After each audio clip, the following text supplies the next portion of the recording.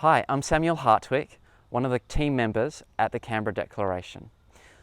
I want to take this opportunity to say a massive heartfelt thank you to the entire Canberra Declaration family for your ongoing support and encouragement and making all this happen. The Canberra Declaration only exists because of you, it exists for you, and we are all in this together as one big family.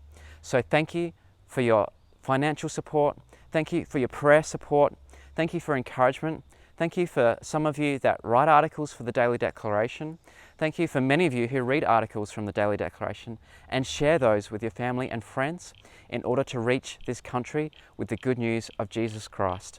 Thank you so much. We could not do it without you, and we are so grateful for your ongoing partnership and support. We are all in this together to see Australia reached with the gospel. And of course, right now, we're in a special season of time. We are particularly thinking about the death and resurrection of Jesus. And so I'd like to draw our attention just to one verse, which was written 700 years before Jesus actually died and was resurrected, by Isaiah the prophet. And in chapter 53, verse 9, he says, talking about the Messiah, he was assigned a grave with the wicked. And of course, we know that Jesus was crucified as a criminal, as a sinner. And so if time had just run its course, the Roman officials there would have simply tossed this criminal's, so-called criminal's corpse into a common grave with the rest of the criminals that had died before him. They didn't care too much about criminals, and that's what would happen to Jesus. But God would not allow that. And Isaiah tells us why. He says, but, in contrast, yes, Jesus was assigned a grave with the wicked, but he was with a rich man at his death. So once Jesus has died, we actually know from history, we have the gift of hindsight, how this all plays out. Joseph from Arimathea was indeed wealthy, and he was able to place Jesus' body in his own tomb. Well, why was it that God did not allow Jesus to be tossed in a common criminal's grave, but ended up in an honourable rich man's tomb? Isaiah tells us that in the very next phrase. He says, because he had done no violence and had not spoken deceitfully. In other words, yes, Jesus was identified as a common criminal, as a sinner, but he was no such thing.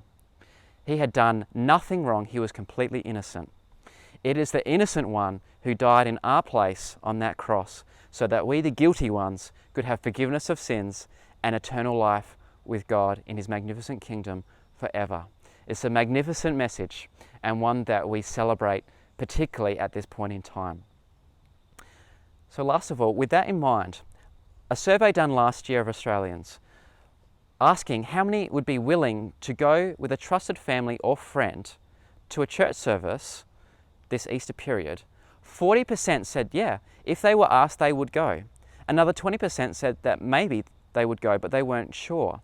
So that's up to 60% of Australians, if asked, would go to church at this time with a trusted family member or trusted friend. And so that's a magnificent challenge and encouragement for all of us to think about who we could invite at this particular season of time.